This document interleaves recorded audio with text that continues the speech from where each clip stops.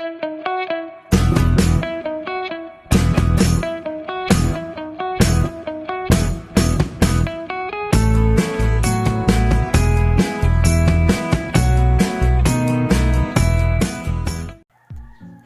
everyone, good morning, good afternoon, or good evening po sa lahat kung saan man tayo sa sulok ng mundo. Ngayon, meron na naman tayong panibagong ganap na ma-share sa inyo. Kaya lang bago ko ipagpatuloy, ayan, share muna. Lalo na pag bago pa kayo sa aking channel, syempre like na at merong share na para makikita sa lahat ng mga friends nyo kung anong mga nakikita at nalalaman nyo. Syempre, huwag kalimutan subscribe, may bell sa gilid, ayan, pindutin na, at hit na yung all sa itaas para ma-notify kayo sa lahat ng mga bagong videos na i-upload ko. Kaya guys, tara na, samahan niyo na ako. Maulan dito sa aming lugar guys, kaya tingnan nyo yung mga kasamahan namin, nakikisilong kami sa mga may bubong na tindahan dito sa aming trabahoan. Maulan kasi kaya ganito ang lugar namin. Mga upuan, nilagay lang namin doon para makikita sa mga client na nandyan kami at puntahan lang nila kami kung saan may bubong ang tindahan. Walang katao-tao guys kasi maulan nga. Siyempre pag maulan, saan ba kayo? Ayan, ganun. Wala talagang tao kasi ulan talaga dito.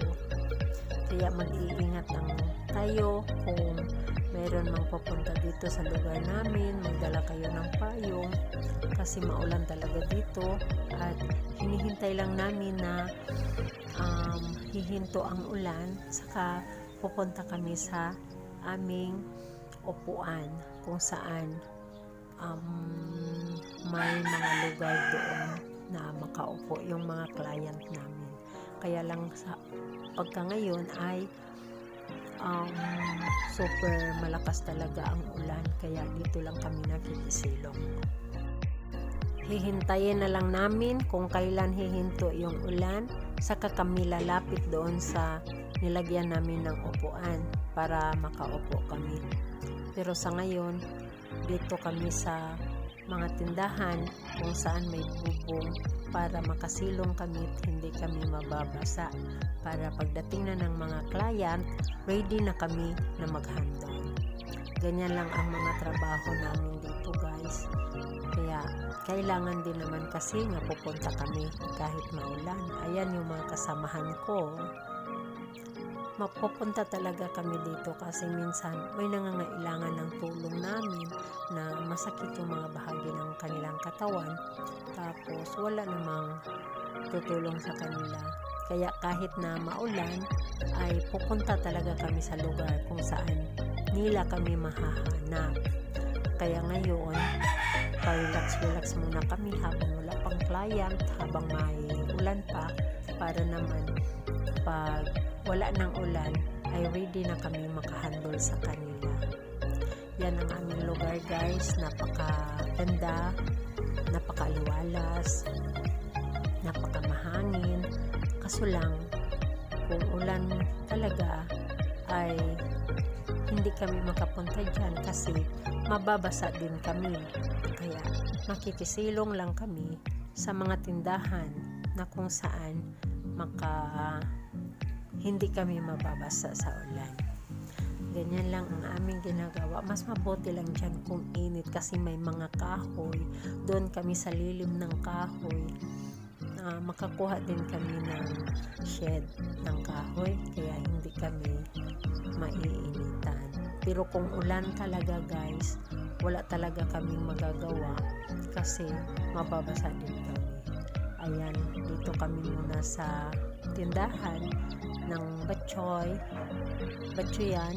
Ayan yung mga recipe nila, yung mga menu nandyan. Kaya makapili din kayo.